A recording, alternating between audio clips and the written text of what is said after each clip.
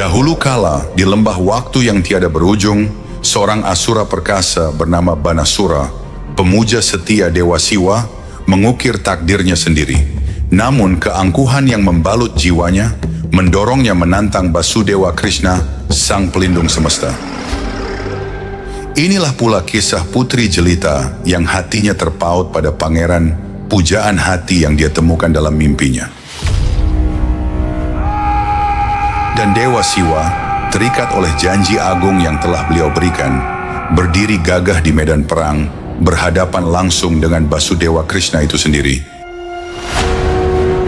Inilah babad tentang Banasura, sebuah epik agung, kisah yang telah tertulis rapi dalam banyak purana seperti Hariwangsa dan Siwa Purana, kisah yang menenun benang-benang bakti, kebanggaan, cinta dan bentrokan para dewata.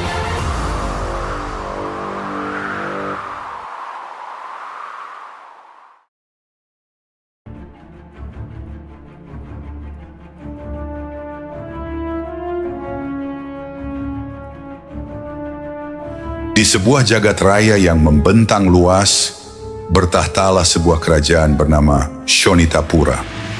Di sanalah bersemayam seorang raja Asura yang maha perkasa, dialah Banasura. Namanya menggema bukan hanya karena kekuatannya yang tak terhingga dan keberaniannya yang tak tertandingi, melainkan juga karena kekejaman dan kekebalannya dari segala mara bahaya. Ia ditakuti oleh siapapun di seluruh penjuru bumi. Begitu dahsyat kuasanya, sehingga bayangannya sekalipun mampu membuat singgasana para raja bergetar hebat. Bahkan para dewa pun disergap gentar yang mendalam mendengar namanya disebut.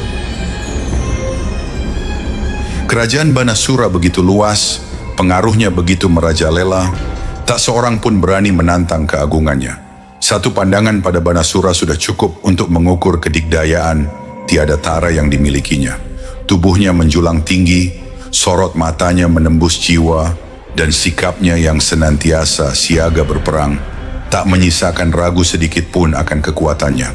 Namun Banasura tidak hanya tersohor karena kekuatan dan keberaniannya. Ia juga dikenal luas karena kesetiaannya yang tak tergoyahkan kepada Dewa Siwa. Ia teguh meyakini bahwa dengan anugerah Dewa Siwa, kekuatannya akan menjadi abadi, tak terkalahkan. Keyakinan inilah yang mendorongnya untuk mengikrarkan sebuah sumpah yang luar biasa, sebuah tapa brata demi meraih kemuliaan yang tiada tara.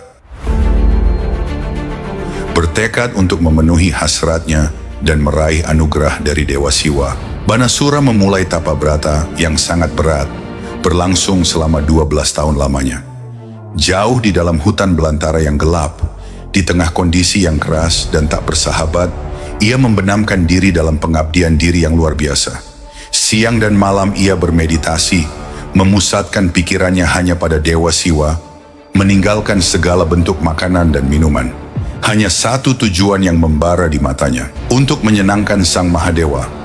Hutan itu diselimuti keheningan, hanya sesekali pecah oleh gema doa-doa Banasura yang begitu khusyuk. Tapa beratanya begitu dahsyat, bahkan para dewa pun terheran-heran oleh pengabdiannya.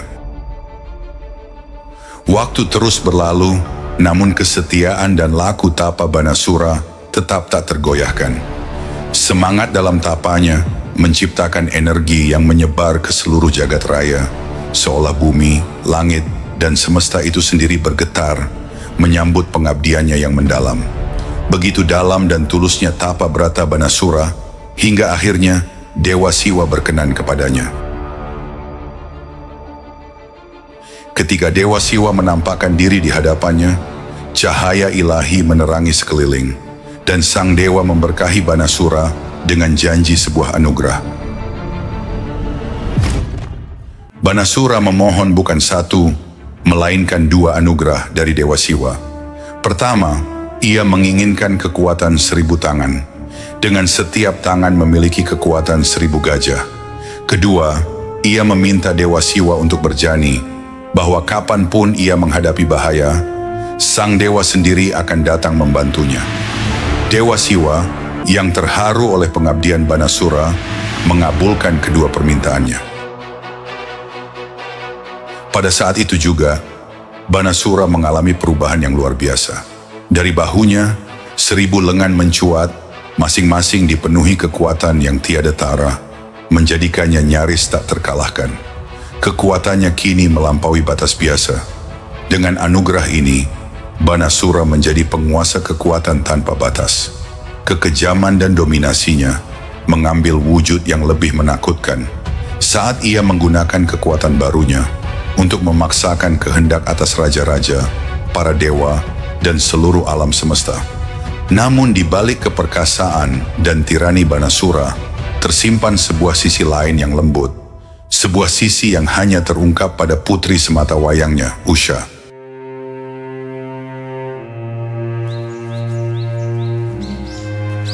Usha adalah seorang wanita muda dengan paras yang luar biasa indahnya. Mata besarnya yang bercahaya dan senyum lembutnya membuatnya berbeda dari putri-putri lain. Kerendahan hati dan kecerdasannya membuatnya dicintai di kerajaannya. Usha telah menjalani hidupnya di bawah naungan kerajaan dan perlindungan ayahnya.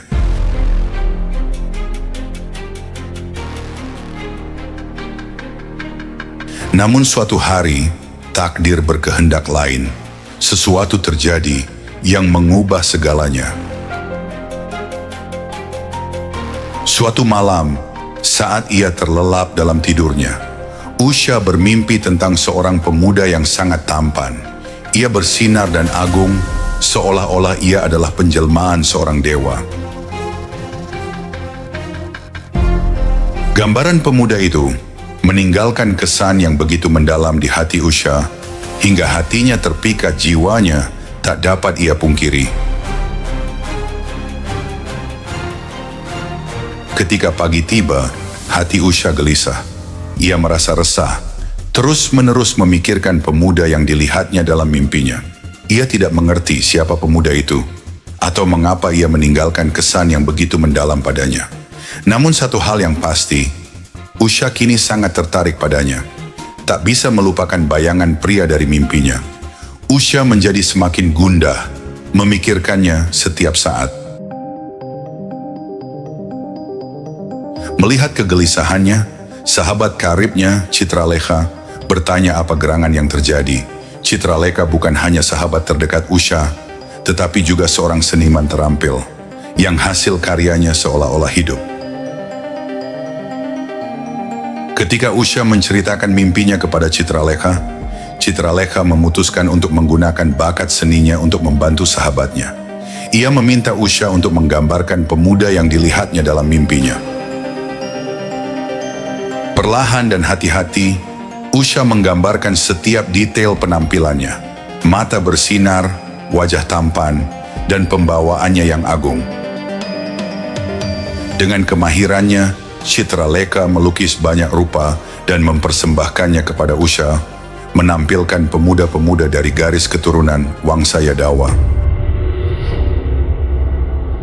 Usha memeriksanya satu persatu, tetapi tak satu pun menyerupai pria yang dilihatnya dalam mimpinya. Akhirnya, Citralekha melukis satu rupa lagi. Saat ia meletakkannya di hadapan Usha, mata Usha berbinar. Detak jantungnya semakin cepat, dan ia berseru dengan gembira. Inilah dia, inilah yang kulihat dalam mimpiku. Pemuda itu tak lain adalah Aniruddha, cucu dari Basudewa Krishna. Hati Usha kini sangat terhubung dengan bayangan itu. Ia yakin bahwa mimpinya bukan sekadar khayalan, melainkan sebuah isyarat suci dari para dewa. Usha diliputi kerinduan akan kekasih impiannya, Aniruddha. Dia membagikan kesulitannya kepada Citralekha. Citralekha, yang bukan hanya seniman luar biasa, tetapi juga mahir dalam laku yoga dan ilmu tantra, siap melakukan apa saja untuk membantu sahabatnya. Dengan kekuatan yoganya, Ia memutuskan untuk membantu Usha dalam pencariannya untuk bersatu dengan Aniruddha. Citralekha menggunakan meditasi dan kekuatan mistisnya untuk menemukan bahwa Aniruddha adalah cucu Basudewa Krishna dan tinggal di istana kerajaan Dwaraka. Pribadi dan kekuatan Aniruddha melambangkan kebanggaan dinasti Wangsa Yadawa. Namun cinta ini kini telah menjadi pendorong utama bagi Usha dan Citralekha untuk mengatasi segala rintangan. Suatu malam, ketika istana Dwaraka terlelap dalam tidur nyenyak, Citralekha menggunakan kemampuan yoginya. Melalui meditasi dan laku tantra, ia membuat dirinya tak kasat mata. Dengan ilmunya, ia membungkus Aniruddha dalam selimut ketiadaan, membawanya melintasi angkasa dalam tidur lelap, lalu memasuki istana kerajaan Shonitapura tanpa diketahui. Ketika Aniruddha tiba di Shonitapura, hati Usha meluap dengan kegembiraan. Melihat kekasih impiannya di hadapannya, ia diliputi haru yang tak terkira. Namun, bagi Aniruddha, ini semua tak terduga. Saat ia sadar, ia tak bisa memahami bagaimana ia telah dibawa begitu jauh dari Dwaraka. Usha mengabdikan diri sepenuhnya kepada Aniruddha. Ia memberinya busana mewah, rangkaian bunga-bunga harum, dan hidangan lezat. Setiap tindakannya mencerminkan cinta dan pengabdiannya yang mendalam. Ia mengerahkan setiap upaya untuk memastikan kebahagiaan Aniruddha. Saat Aniruddha menyadari bahwa ia adalah pusat dari cinta dan pengabdian Usha yang tak tergoyahkan, hatinya melunak. Penghormatan dan ketulusan di mata Usha menariknya tanpa bisa ditolak. Kasih sayang yang dalam dan tak terucap untuk Usha mulai bersemi di dalam dirinya, dan ia pun jatuh cinta padanya. Usha memiliki kekasihnya di kamar pribadinya, sepenuhnya sadar bahwa tindakan ini akan mengharuskannya melanggar sumpah kesuciannya. Namun, cintanya begitu mendalam, sehingga ia memutuskan untuk melanggar sumpah ini. Ikatan di antara mereka kini unik, tak hanya ikatan raga, tetapi juga ikatan jiwa dan batin yang mendalam.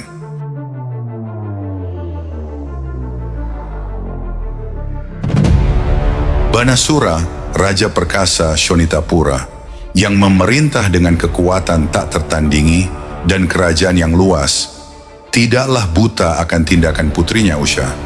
Ia tahu bahwa putrinya menyimpan cinta yang mendalam untuk seseorang, tetapi ia belum dapat mengetahui siapa yang telah merebut hatinya. Ketika ia menerima kabar tentang pertemuan rahasia Usha dan Aniruddha, hatinya dipenuhi amarah yang membara. Suatu hari, Banasura menyerbu ke kamar Usha. Ia curiga ada sesuatu yang tidak beres antara putrinya dan kekasih misterius. Dan kecurigaannya terbukti benar ketika ia melihat Usha dan Aniruddha tengah bermain sebuah permainan kuno, tertawa dan tenggelam dalam cinta. Kilauan cinta di wajah Usha tak tertahankan bagi Banasura. Marah membara, ia menerobos masuk ke dalam ruangan. Dengan mantra pengikat mistis bernama Waruna Bandhan, sebuah kekuatan yang tak terlukiskan, Banasura menangkap Aniruddha.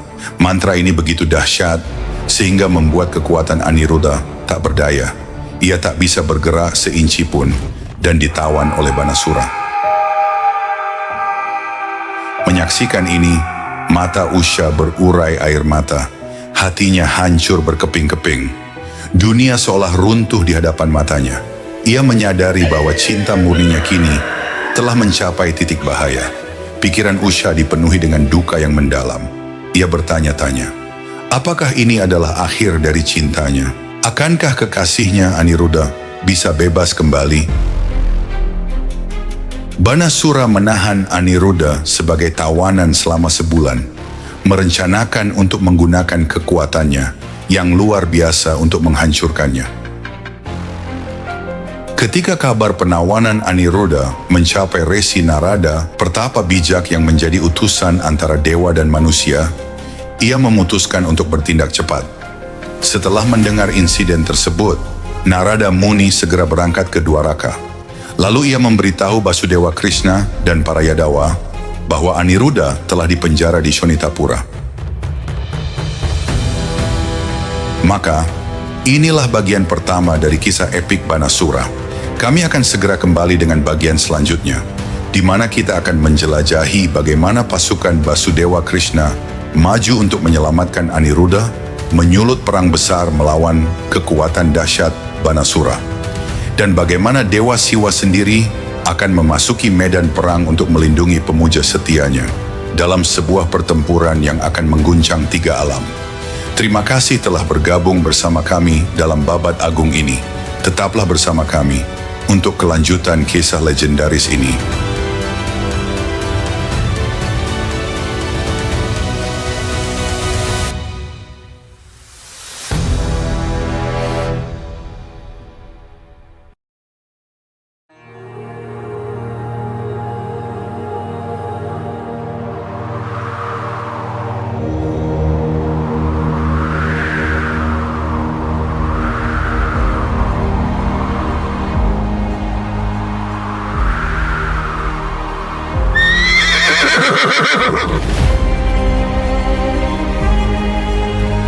Di kedalaman masa lampau terukir kisah-kisah yang tak lekang oleh zaman. Kisah tentang kekuatan yang melampaui batas, cinta yang menembus takdir, dan pertarungan para dewa yang menggetarkan semesta. Hari ini, mari kita buka kembali lembaran yang terlupakan itu. Siapkan dirimu, karena kita akan melanjutkan perjalanan ke Shonitapura, tempat di mana seorang raja perkasa bertangan 1000 akan menghadapi ujian terberatnya. Inilah kisah Banasura.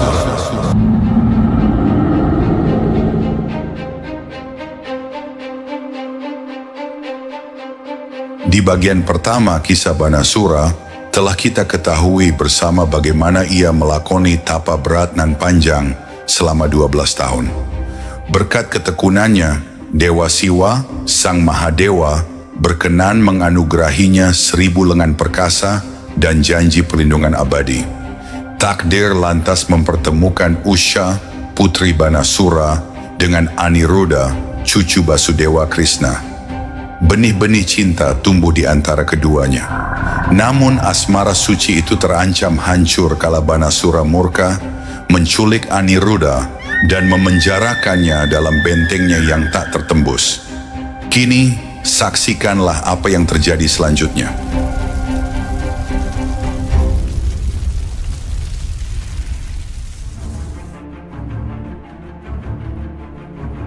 Kabar penawanan Aniruddha oleh Banasura seketika mengguncang Dwarka. Kedatangan Resi Narada membawa kegelisahan mendalam di sanubari para pemimpin Yadawa dan keluarga besar Basudewa Krishna.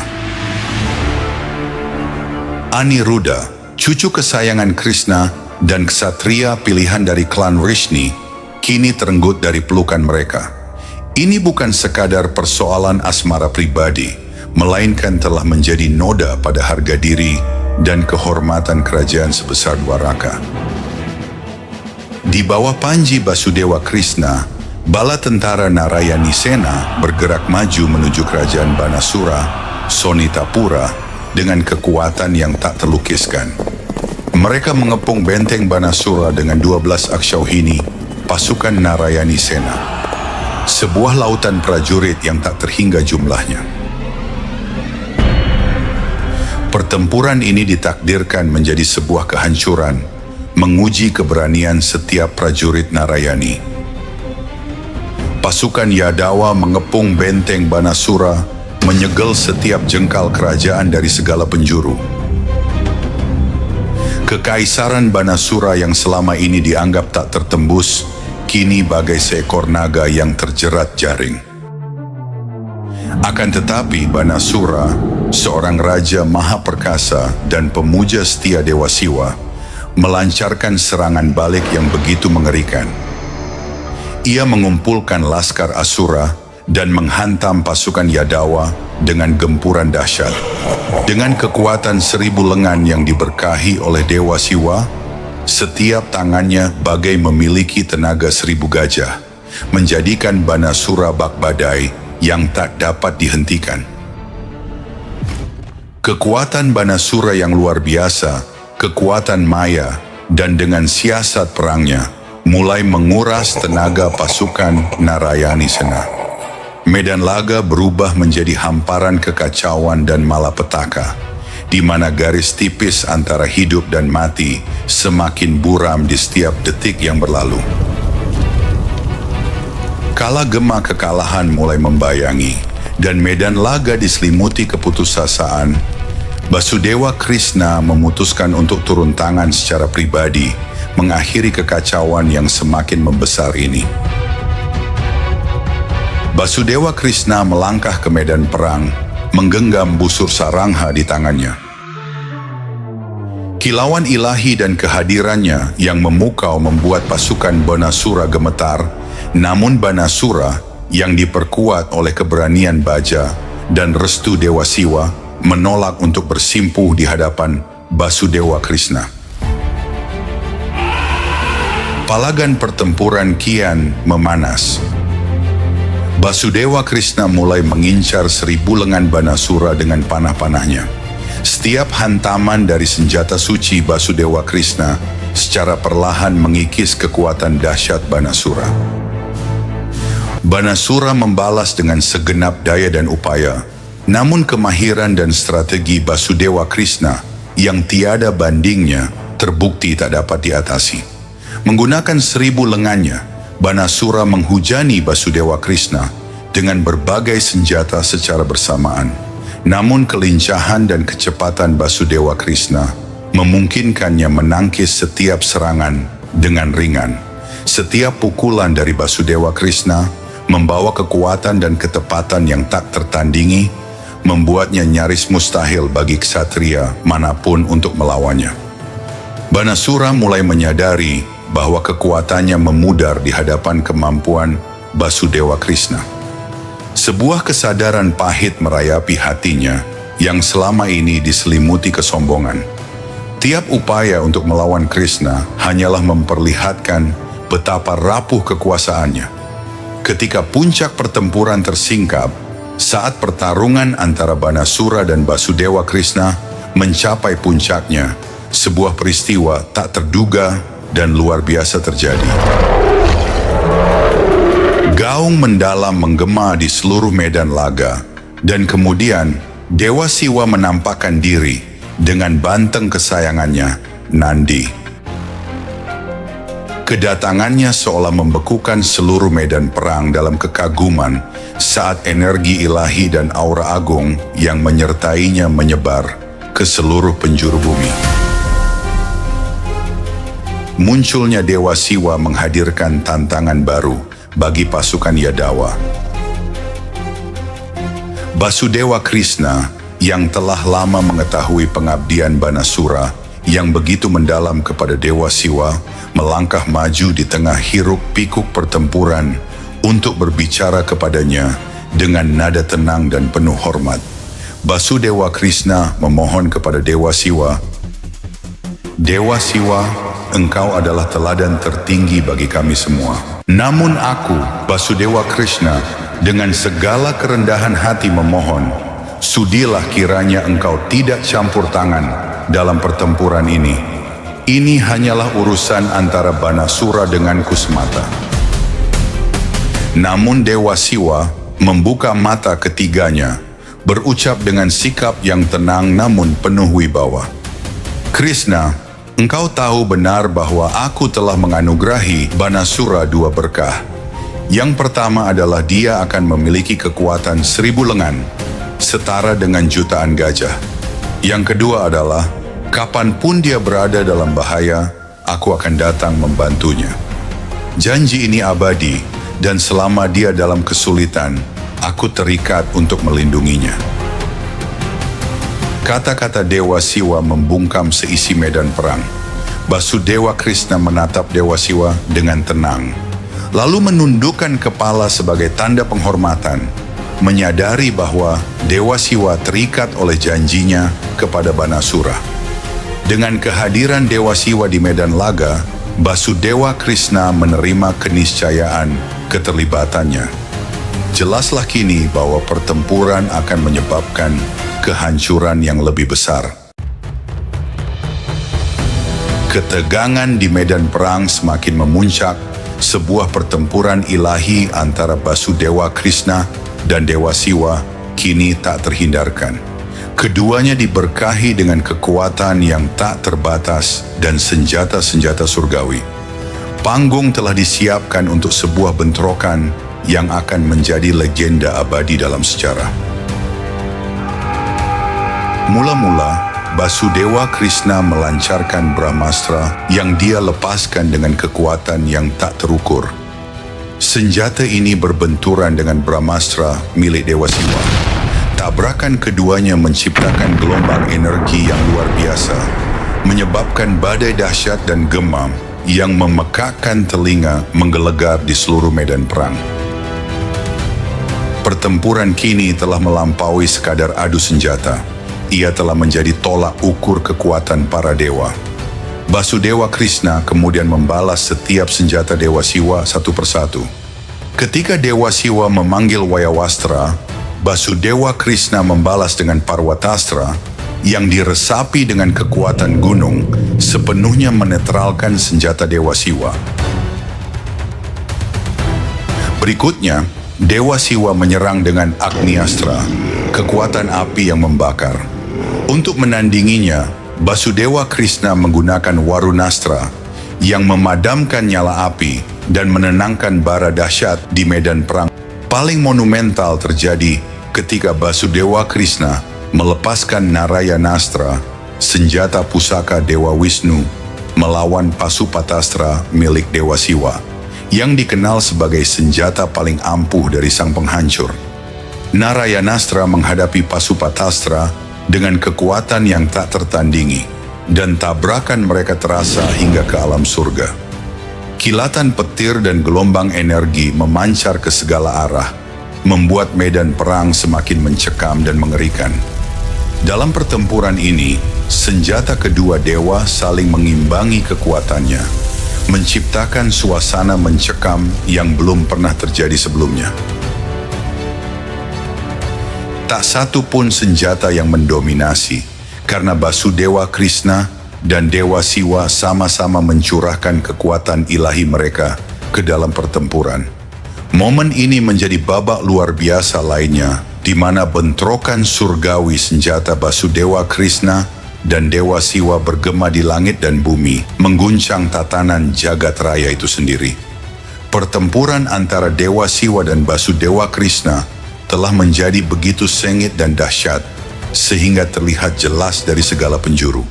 Sementara Basudewa Krishna menggunakan siasat dan senjata surgawinya, Dewa Siwa menantangnya dengan manifestasi ilahi dan senjata-senjatanya. Dampak senjata dan kekuatan mereka begitu besar, sehingga seluruh alam semesta bergetar karena konflik mereka. Dalam pertempuran yang merusak ini, ketika kekuatan Dewa Siwa dan Basudewa Krishna hampir mencapai batasnya, Dewa Siwa berbicara untuk terakhir kalinya berhenti di tengah pertarungan. Beliau berkata, "Krishna, perjuangan tak berujung ini mengganggu keseimbangan alam semesta. Kekuatanmu dan kekuatanku kini menghancurkan segalanya. Aku memiliki satu permohonan kepadamu. Mohon gunakan Jerambastra padaku agar aku dapat memasuki Yoga Nidra dan mengakhiri pertempuran ini." Mendengar sabda Dewa Siwa, Basudewa Krishna memejamkan mata dan mengambil Jerambastra di tangannya.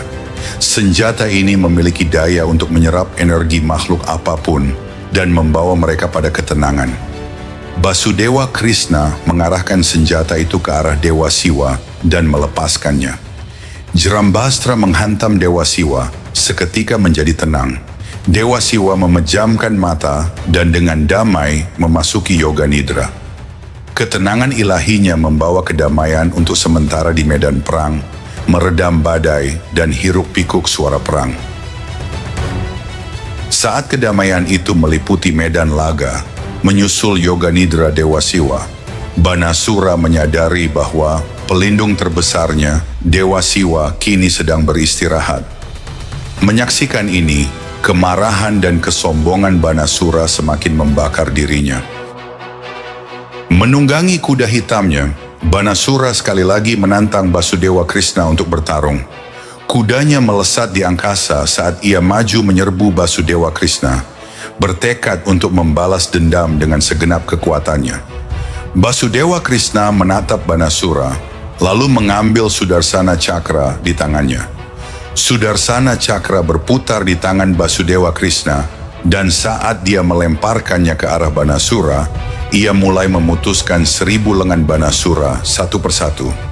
Pemandangan ini sungguh mengerikan. Sudarsana Cakra merobek-robek banyak lengan besar Banasura. Dengan setiap lengan yang putus oleh Cakra, kekuatan Banasura berangsur-angsur melemah. Lengan-lengannya berjatuhan dari tubuhnya, dan Banasura menyadari ajalnya kini telah dekat. Saat pemotongan lengan Banasura berlanjut, tiba-tiba sebuah keajaiban terjadi di medan perang. Dewa Siwa, yang tadinya tenggelam dalam yoga nidra, perlahan mulai terbangun. Pancaran ilahi memancar dari tubuhnya, dan kebijaksanaannya kembali sepenuhnya. Ia melihat bahwa pemujanya, Banasura, sedang terluka parah oleh Sudarsana Cakra Basudewa Krishna. Dewa Siwa berkata kepada Basudewa Krishna, "Krishna, kekuatanmu tak terbatas. Jika engkau telah memutuskan untuk menghancurkan Banasura, aku dengan segala kerendahan hati meminta agar engkau tidak membunuhnya. Dia adalah pemuja kesayanganku, dan aku telah menganugerahinya berkah khusus. Menyelamatkan hidupnya adalah tugasku." Basudewa Krishna mendengarkan kata-kata Dewa Siwa, dan dengan serius menjawab, "Dewa Siwa, aku tidak pernah benar-benar berniat membunuh Banasura. Dia adalah putra Raja Bali dan cicit dari Prahlada. Wamana Awatara telah berjanji kepada Bali bahwa semua awatara Dewa Wisnu tidak akan melukai anggota keluarganya. Oleh karena itu, aku tidak akan menghancurkan Banasura." Demi menghormati Dewa Siwa, Basudewa Krishna memutuskan untuk mengampuni Banasura, namun dia juga mengambil langkah yang penuh belas kasih dan keadilan.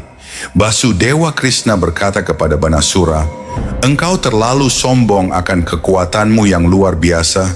Kini keangkuhanmu telah hancur, namun aku tidak akan mengambil nyawamu."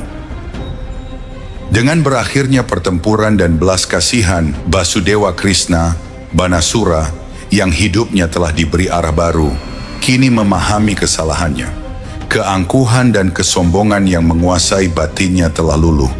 Ia kini mengerti bahwa kekuatan sejati berasal dari berjalan di jalan kebenaran dan kebajikan. Ia menerima kekalahannya dan menumpahkan isi hatinya di hadapan Basudewa Krishna. Basudewa Krishna memberkati Banasura dengan kedamaian dan menjelaskan bahwa kekuatan sejati terletak pada belajar dari kesalahan dan meninggalkan kesombongan. Banasura menerima kata-kata Basudewa Krishna dengan segenap hati, lalu mengambil langkah besar. Ia membebaskan Usha dan Aniruddha. Cinta mereka murni, dan Banasura kini memberikan restunya untuk pernikahan mereka. Ia tahu bahwa tiada senjata yang lebih hebat dari cinta dan pengabdian. Dengan segala hormat dan kerendahan hati, Banasura menyiapkan sebuah kereta kencana yang megah untuk Usha dan Aniruddha, siap mengantar mereka menuju Dwarka. Kereta itu dihias penuh pesona, dipenuhi suasana sukacita, dan melambangkan permulaan sebuah kehidupan baru. Demikianlah kisah agung yang menuturkan pertempuran dahsyat antara Dewa Siwa dan Basudewa Krishna, jalinan cinta suci Usha dan Aniruddha, serta bakti luar biasa Banasura pada Sang Mahadewa. Semoga kisah ini memberikan inspirasi dan pelajaran berharga bagi kita semua.